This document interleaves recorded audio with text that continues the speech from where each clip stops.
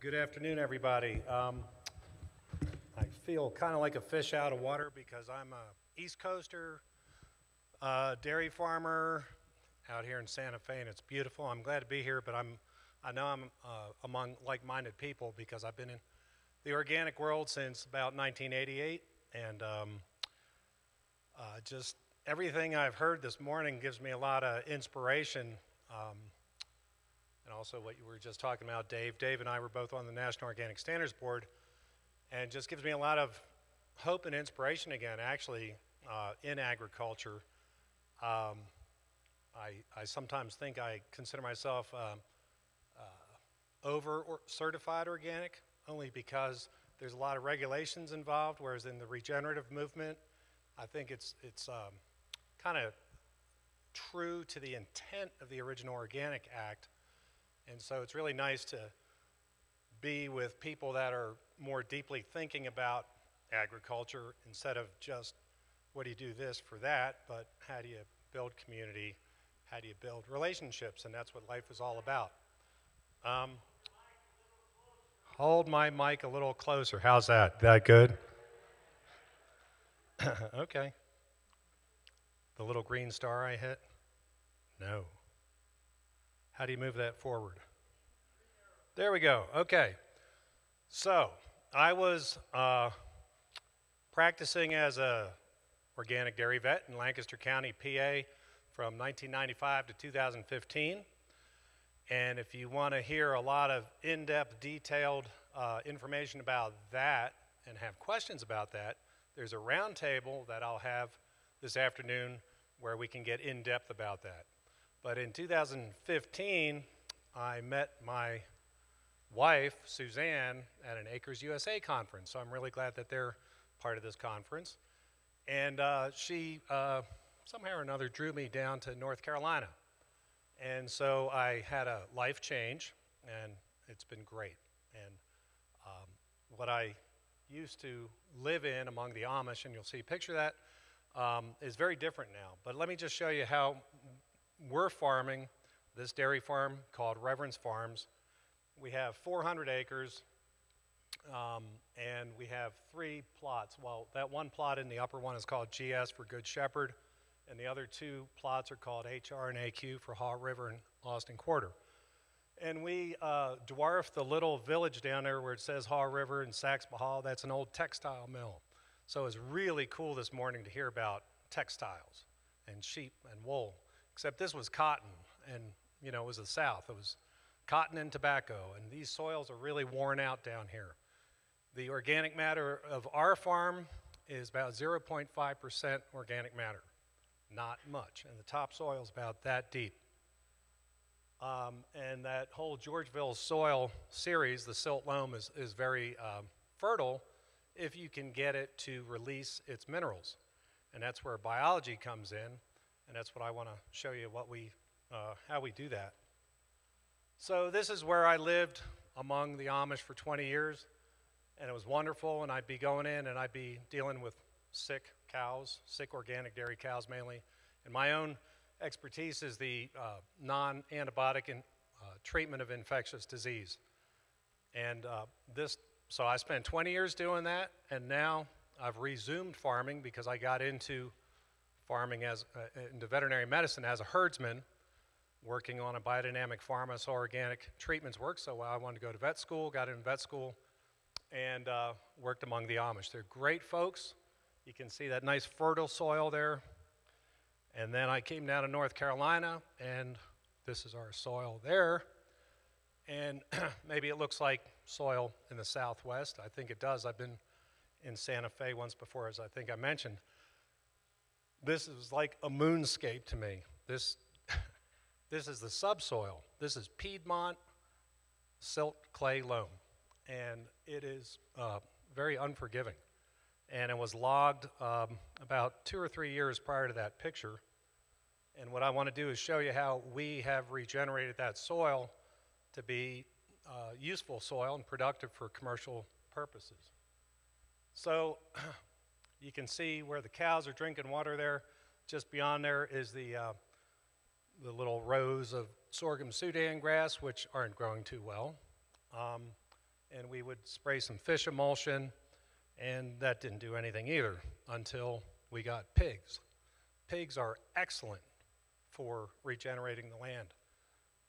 How many people out here have pigs that have been regenerating soil here in New Mexico? So maybe you know what I mean. They're basically biological plows. And so we put them to work on the land right there, and you can see in the lower right picture some of the effects of them loosening up that concrete type soil. This is on another part of the farm where they're plowing up right near the electric fence line. You need a really strong electric fence for pigs, but you can see what they do, and it's basically they're plowing and disking soil for you, and they're adding manure and urine, so a little bit of fertilization, and you're growing pigs in about 6-7 months because you're feeding them, unless you want to do a kind of woodland pig where you don't have to feed as much grain. But what you don't want to do is have the pigs stay too long in one area so they get wallows and really muck up the ground. So how do you know when to move them? We move them. Basically, it's a Joel Salatin formula from Polyface Farm. We feed them a ton of feed. That's up to 50 pigs in groups of 25 to 50, and that's how we grow them. And then once they're done that feed bin, they move to another half acre. And you can scale it down to 25 or less than 25 pigs as well, and then it's a quarter ton. You got to let the land rest after that. So another way of enhancing fertility on that really poor soil is by bringing organic matter out to the animals, or feeding the animals out on the ground there. So in the wintertime there, when it's good weather, we'll have the cows outside and bed them with straw, and they'll stay out overnight. If it's not like 35 or 40 in rain, then you want the animals inside. And then we'll feed them out there, so their urine, the manure, the organic matter is building up in the soil. And then that is our bedded pack in the dairy barn, and we bring that out once a month, and we add organic matter that way. And then we also bale graze, so we'll be unrolling bales of hay as feed in these rather, even though that's green, that's really just pure bad weeds, field that's pasture D. But then you can see where the green is starting to grow up through the crummy hay or straw you want to put out there. So you can bale graze with good feed, or you can just put out crummy straw or crummy hay at like $5 a bale. We were buying that and adding organic matter that way. Sorry, can you hear me back there still? Okay. Okay. And then you can see where the green is coming up through the straw that was put down, and where it wasn't, you can see that it's still a little moonscape. And then in the last few years, we've been really lucky that Atlas Organics out of South Carolina, they're based, but they have a plant in Durham. They take all the leaf and mulch chips from the city of Durham, North Carolina, and they have kind of a semi-composted organic material that they need to get rid of. We're happy to take it, so we're adding organic matter to the land that way. And that's the whole name of the game, is adding organic matter. And then crimson clover likes our soil, it seems, because then we thought, okay, we're going to try to plant some kind of legume, and crimson clover is a good southern type crop, and it grows well, and the cows like it, the pigs like it. So in 2017, that moonscape is now this here, just this month or last month I took a picture, and you can see the tree line is about the same, so you can see the difference in just 5 years on the soil there. So now that crappy moonscape pasture is really productive for us, and we plant annuals, and so we'll have cool and warm season annuals, and I'll show you mixes of that later. But we've gone from 0.5% organic matter to 5% organic matter in 5 years, which is pretty darn good. And that's by Alan Williams. He's one of our consultants. Maybe you've heard of him, pretty well-known guy. And we're also now planting trees in those plantra tree protectors there, in that same pasture that you see down below. So our goal, one of my goals at least coming from Pennsylvania, being a northerner in the south, is to see the cows at least take some green grass into them every month of the year. And last year we could graze from February through December. So this year we're hoping to add January in. And of course it's all weather dependent. And then if there's not enough to graze, then we'll put out bales so they can be outside and do bale grazing. Then we also feed baleage and minerals, but that's our whole diet for the cows. We don't do real precision feeding. We don't do total mixed ration. We just unroll bales and let them have free choice minerals. And then in the heat in the south, I'm sure it's hot here, but that humid heat is really a lot worse down there, I think. And so we provide shade in various ways, and we try to have all our paths through the woods from one pasture area to the other. And I'll talk a little more in a bit, but you can see there's young animals with older animals there, and we do a lot of milk sharing with our calves. I'll talk about that soon. We're also doing silvopasture enhancement, or creating silvopasture, and there's two ways to do silvopasture, as you probably know. One is to plant trees in open areas, and the other one is to thin trees where it's wooded. We have a lot more woods than open land, but I showed you a picture of where the planter trees are going to be silvopasture in the future, and this is where we're thinning out the woods so that the cows can be in there in the hottest days of the year. And the first thing we do once we do thin it out is put pigs in there again, because pigs they turn the earth over, and you can see the green grass coming up pretty quick. And that was actually planted rye. We just kind of hand spread that rye after the pigs were in there, and that's what came up a few, probably weeks later, it looks like. And then this here is kind of interesting. You can always see where pigs have been by the itching areas on trees. So I always know pigs were around the woods, even if I didn't see them in there, if I see that. But what's really kind of interesting, these three other shots, well, you can see where the pigs were, where the green grass is, and where they weren't. There was a line down the woods. But this grass here was all volunteers. So that seed in the soil seed bank is just waiting for the right appropriate time to come up and grow. And then, at the right time, we put the cows in there. So that was totally free pasture. And it keeps coming back. It's really kind of interesting. It's a perennial ryegrass. I don't know when it ever was planted there, but seems to like it, and cows like it for sure. So we do a lot of rotational grazing. We'll move the cows up every 2 to 3 times a day. And we do strip grazing to have the most density impact as we can before we move them. And it takes a lot of fencing. And so we have had the farm with a lot of polywire fence, but now we're doing permanent fencing. And you got to consider what kind of fencing to use depending on your livestock out there. So here's some strip grazing of hairy vetch on the left there, and here's some real tight grazing right along the driveway just to use up some green vegetation. Anything that the cows like, the sheep like, the pigs like, we like. So it doesn't matter if the extension service says you really need to plant this, that, and the other thing. Whatever they like, we like. What's really kind of interesting is down south, and I guess across to Missouri and everything like that, is the fescue belt. And farmers love fescue in the south, traditional farmers. Fescue is actually considered a toxic plant by the state of New York. And if you have animals in a pasture which is part fescue and part anything else, when they leave that pasture, you're going to see the fescue sitting there like they never touched it. It's pretty incredible. So anyway, we like feeding them whatever they like to eat. And then with continuous grazing, this picture up in Pennsylvania in Lancaster County, you can do continuous grazing. It's a lot easier. A lot of beef cattle ranchers do it. I know that.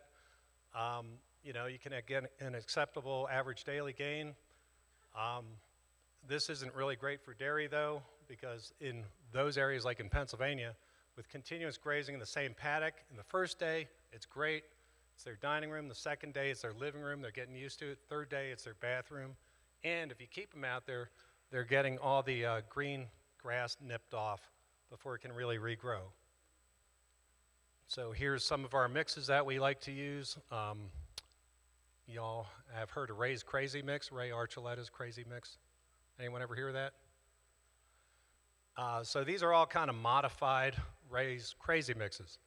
We always have a base grass, either oats or wheat or barley mixed in with, we always have a grass, a legume, a forb, and a brassica. And the brassicas the cows don't really eat. They might eat the green top sometimes, but what we really like is that the tubers that go down rot in the ground, and that's organic matter. They rarely eat the radishes or the turnips. Here's our line of field equipment. I got that tractor and that no-till drill for about 10,000 bucks, and it's been great. I've planted a couple thousand acres with it, and then we'll overseed with our conical spreader there. And then we always have a diverse pasture. You can see some sun hemp there with the sunflowers. It's interesting, and the sun hemp is in flower there. The cows will leave the sun hemp, which is a legume, till later in the season once they're done grazing everything else. And then even though it's getting to be flowered out, they'll graze that. We have bee boxes for diversity as well. There's some of the radishes, and you can see the radish on the left there is hitting a pan layer. That's the traditional pan layer that's all over the farm. So we need those tubers to go down there. And finally, this year, you turn over some rocks and you start seeing earthworms, which is, of course, the hallmark of a nice, healthy soil, at least visibly. And then this family was out.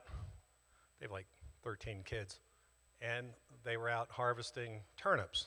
And actually, these turnips in this field are cow turnips. I don't know what strain exactly. But my wife, Suzanne, will gather them up, and she'll dice them up and put them on the skillet and pan fry them, and they're excellent. They're really excellent. So we use the cow feed as well. So here's a table, kind of busy table, but this is just to show that not traditional plants will also be, can be nutritious. And the first column is alfalfa, a standard readout from a nutritional analysis. And then you can see across the top there's dandelion, chicory, comfrey, plantain, nettle, burdock, cleavers, curly dock, yarrow, and purslane. And chicory, we grow grazing chicory, and grazing chicory is actually a pretty cool plant because once it gets established, it will stay established. And it'll spread in the pasture, and the cows will graze that grazing chicory, whereas the native chicory, they don't. And anyhow, you can see, if you look at the protein, it's all very similar to alfalfa. And also the big thing for dairy cows is the net energy for lactation is 0.65 for alfalfa, and the higher the number, the better. It should be above 0.60, just so you know. And you got 0.85, 0.65, 0.69, 0.66. It's all really good for lactating cows. So we do co-grazing. We mix dairy cows and beef cows together, so you get the same herd, same labor, but you get more off the same piece of land. And you can run the sheep with the cattle. I'm sure you all do that, or to some degree. I know that so Gene Carter does that in Oregon, right? Heard that this morning. And what you want to do with sheep to reduce parasites is to graze tall grazing grass. You don't want them grazing down low because they're going to get parasitized, because that's where the larvae are from the eggs that are released from the sheep. Then you can add in horses, and you can see the horses grazing there with the cattle. And there is a shot from the other week from the horses, the cattle, and the sheep all together. And we have woven wire fence going down the driveway there, and then we separate paddocks just by a single or double poly wire. And the sheep are actually pretty well trained to the double poly wire. It's kind of nice. These are all small paddocks compared to out here, I get it, but it's like out here you also can ride a horse, and actually the cattle are very, this is something I never knew, but y'all do out here out west. The cattle are very deferential to the horses. When you say that's usually the case. I mean, they see the horses, they're like really interested, but when the horses get near them, they move. They just do. I guess it's a behavior because they're just taller and bigger than the cattle. And then we have poultry. We have mobile poultry units. We have eggs, and we have guardian livestock dogs. And you can see the fencing there is very needed for the dogs. You always have to fence for the most devious animal, and it's always the dogs. They're always trying to get out. They're cute, they're wonderful, they're friendly, but they always try to escape. I don't know why. So the big thing, big takeaway for grazing with different species is always follow mammals with birds. And if you think about those documentaries like in Africa that you see, the bird on the rhino, and it's pecking away at the insects, you want to do the same, get the same effect as having poultry following mammals. And so you have your mowers, your sheep, your goats, your cows, and then you rest the paddock. You bring in the chickens a few days later, 3-4 days later, and then they're going to scratch and obliterate the manure patties. And then you're going to bring in your pigs, and you're going to help it aerate and plow. You let it rest, and you saw some pictures earlier about how the grass will just come back. We're right after the pigs. You also can put in chickens again, and then you let it rest, and you have a complete cycle of mammals, of birds following mammals. Some of the therapeutic forages to decrease internal parasite load, especially for sheep and goats. You won't have bird's foot trefoil here. That's a plant that likes damp clay soils, but out here you do have dryland legumes such as sulla and sandfoin, and they've been shown to decrease the parasite loads in sheep because those, the adult Ostertagia circumcis is a sheep parasite.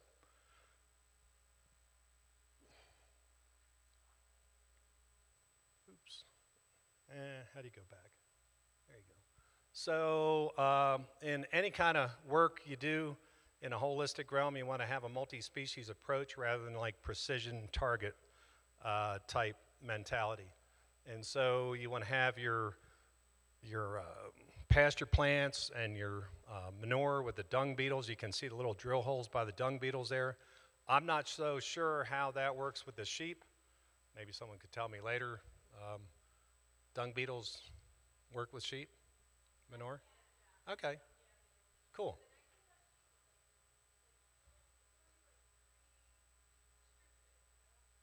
It is pre-distributed, yeah. It's not a big plop and it's not smothering out stuff. Dung beetles are great, and matter of fact, on the NOSB, I don't know, Dave, if you were still on it, but we took ivermectin off the approved list because that harms dung beetles. And so now, if you're certified organic, you can use fenbendazole or Strongit is the product you can use if you're certified organic. That doesn't harm the dung beetles. Then you might need to use an actual treatment. This Vermitox actually was used in comparison to a standard wormer in cattle at Chico State University and found to be equally effective at reducing internal parasite load of the cattle. Pasture poultry to dig up the manure, clipping the pastures. Also, we're using chains behind some kind of harrow or some kind of roller with chains will get rid of the manure and spread it out so it desiccates real quick. And then ferric phosphate's also allowed in the organic rule, and that basically is really good for keeping mollusks or snails and that kind of slugs away from paddocks in case you have low-lying paddocks. Again, out here you probably don't, but this slide is universally used. These pigs were at Rodale Institute where I worked for 2 years, and I'm glad to see Rodale is one of the sponsors for the meeting here. And this was in their first year. We had large black pigs, and this is where they lived, and they were limit fed. In other words, they were fed just twice a day. They didn't have a choy boy, like, you know, self-feeder that I showed you earlier. And these piglets were kind of skinny, getting diarrhea. I looked under the microscope, and they had lots and lots of stomach worm eggs. And I was really kind of freaked out because I'm a dairy cow vet, never worked with pigs. And I was like, what am I going to do? So, put right into the feed we put in these herbs that are very well known to be anti-parasitic: black walnut hulls, wormwood, um, uh, chamomile and mallow are more for the demulcent effects of the gut to kind of calm things down, but the black walnut hulls and the wormwood are definitely anti-parasitic. So that's easy to do, and they were very normal-looking, well-growing animals with no strongyte or no wormer at all by about 3 weeks, 4 weeks later. So what we do, nurse cows and milk sharing. This is where we're really different than other dairy farms, and there's kind of cutting edge now, even within the organic world, of keeping calves with cows, not separating them right at birth, because there's a lot of customers out there and consumers in general that are starting to look at dairy farms and go, that doesn't seem right to separate the calves from the cows right away. So we keep the calves with the cows. And there we go. So we only milk once a day. We don't milk twice a day. It's enough work just once a day. But the cows are milked about 8 times a day by the calves. So those calves grow really well without much of our help. But we do have a lot of labor involved with separating the calves at night. After about 3 weeks of age, they're taking so much milk, we have to separate them at night. And then they're reunited after milking in the morning. And the nicest thing about it, and Fred Prevents has done a lot of work on this, is that those calves will learn the behaviors of the mothers real fast. And the really nice thing is calves will start chewing cud at about 10 to 14 days of age. You just see it, you can't believe it. Within a month, these little calves are just sitting there chewing cud just like their mom is. And so they get to learn what plants are good to eat, which ones aren't, just by watching their moms. And that's all due to the sense of smell. And everyone can understand that, because I know that when I was a kid going up to elementary school and junior high school, I'd walk up the street and there was sycamore trees, just lined with sycamore trees. And I remember that scent. And anytime I smell sycamore, I think all the way back to that point in time. And so there can be good memories and bad memories with scent. And so, and cattle and sheep and goats are no different. And it's imprinted in the long-term memory.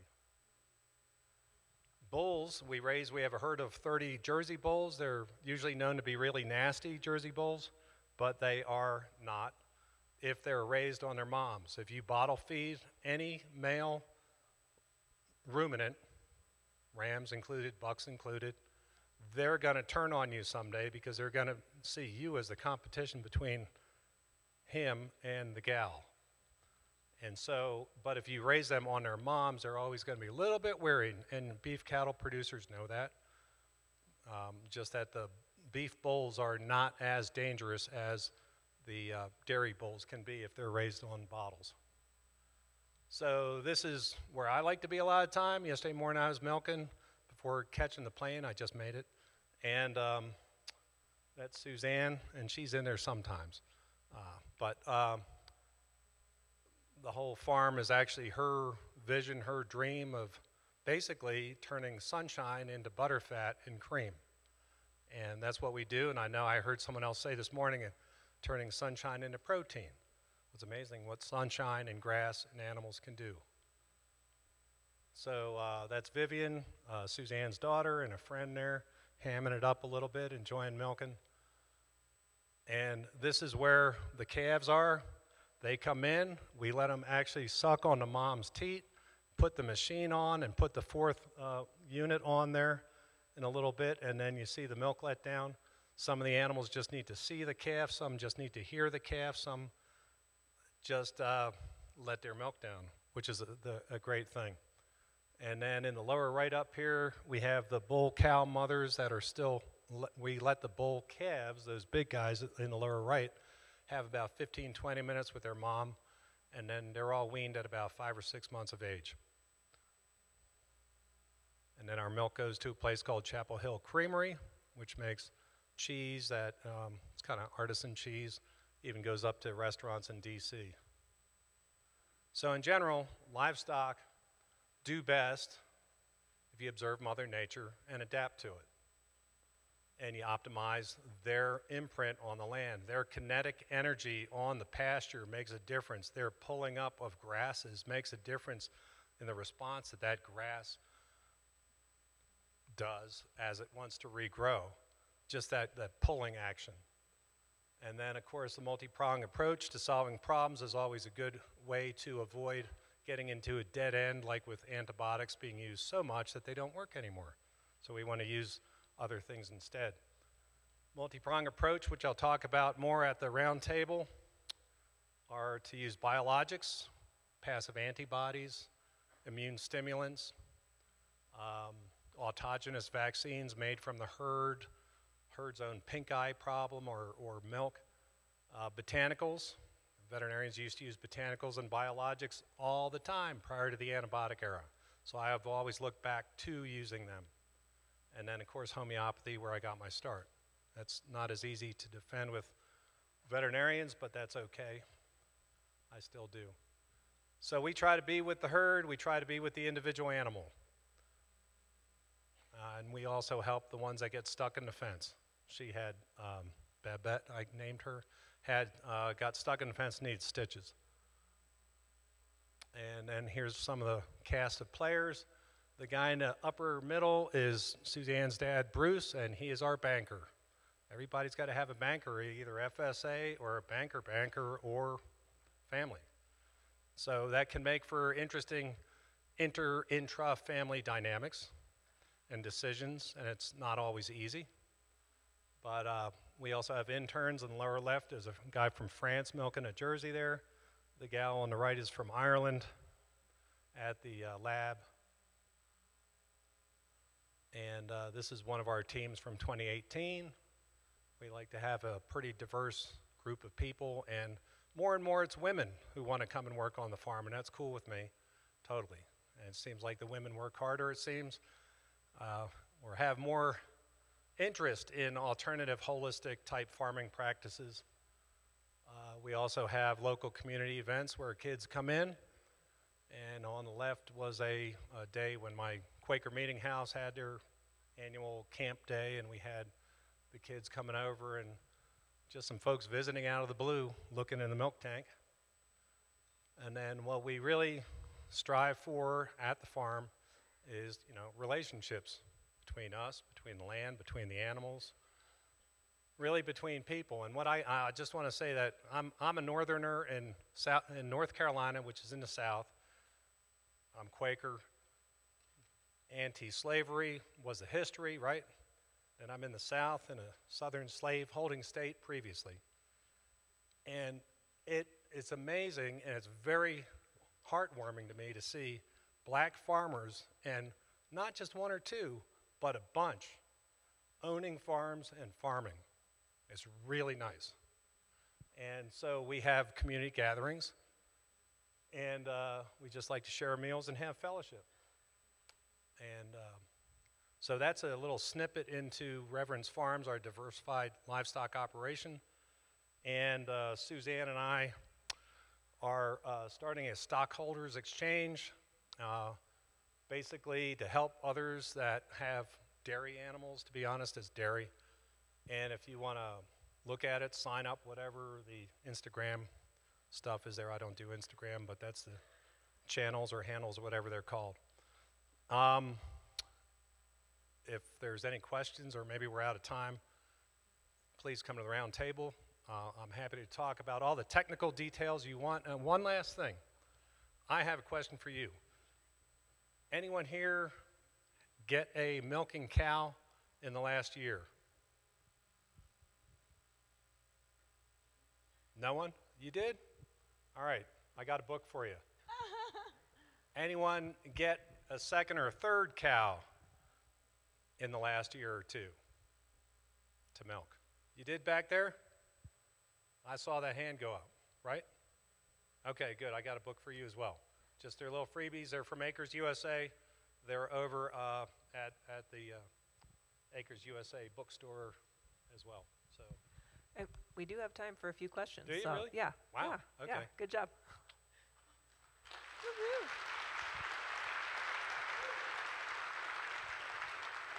Okay, I'm going to go here, and then I'll go to the green hat in the back.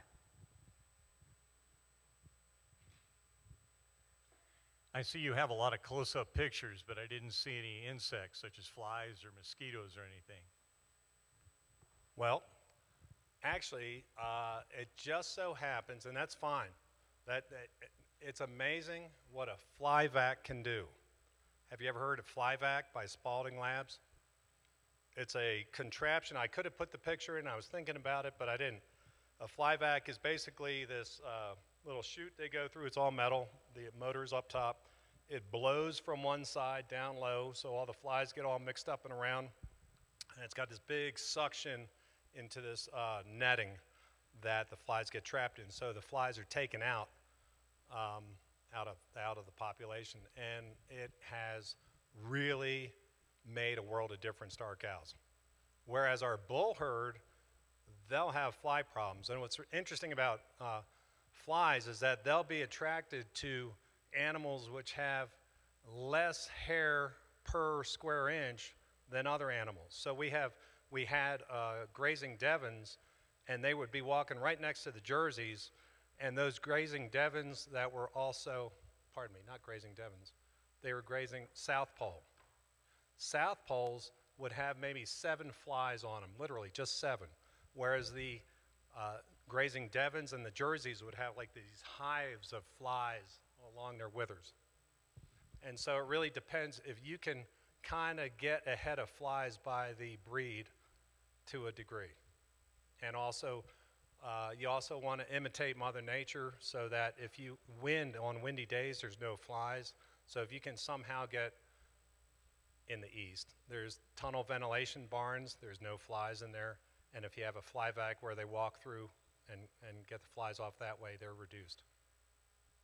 But if we have to spray anything, we spray a mix of some iodine and some cedar side oil. Iodine, like 1%, like for milking cows' teats. We'll put roughly 1 cup with maybe 40 mils of cedar side. That's a trade name product with cedar oil.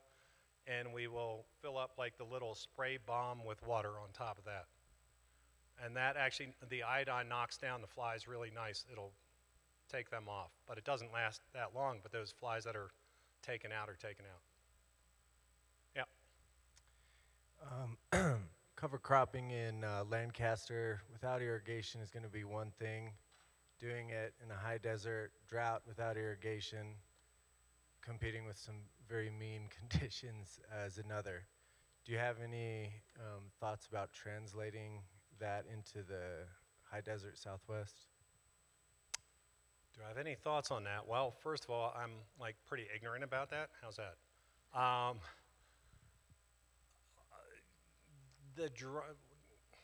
I guess that slide that I showed with the sulla and the sandfoin that are dryland legumes, I would start there. I would say this, just one thing. I mean, if you look at Alan Savory's work, having high density amounts of animals in a small area and feeding them right there and getting that manure and the urine right in there, I mean, really high densities, and then moving them quickly would be a way to go. As far as establishing crops, it's out of my ken. Maybe we can just do a quick, is there anybody who is successfully dryland cover cropping in the environment that this gentleman is asking about? Just show of hands so he could find you later. Okay, I see one over there. And I see a couple at the front. Do you want to stand up with your green hat on so they can see you? Maybe you all can connect. Great. All right, do we have maybe one more question? I got it. Go ahead. You have any recommendations for pink eye, Doc? Pink eye. What kind of animals are you working with? Angus cross beef cow. Huh. So you got a chute, you got ability to work with them? Like once in a while or like daily? Once in a good long while. Once in a good long while. Oh boy. Fly reduction somehow. Do you use a vaccine? I'm not opposed to vaccines. I rarely use them, but there's some effective ones, or you can also get swabs from the pink eye itself and get an autogenous vaccine made up and use that. And actually, the vaccine made by Addison Labs, MaxiGuard, if you have true cattle pink eye and it's not sheep pink eye, you can use that right at the beginning of a pink eye outbreak, and it'll actually stop it in its tracks. And that's just a once and done deal under the skin. So otherwise, I mean, if you were like a dairy producer, or you see your cows once or twice a day, there's certainly botanicals that you can drizzle in the eye, and within, honestly, one treatment once a day for 3 days, and it's done. But that's why I asked you how can you manage them. That's a great start. Thank you. Yeah. Okay.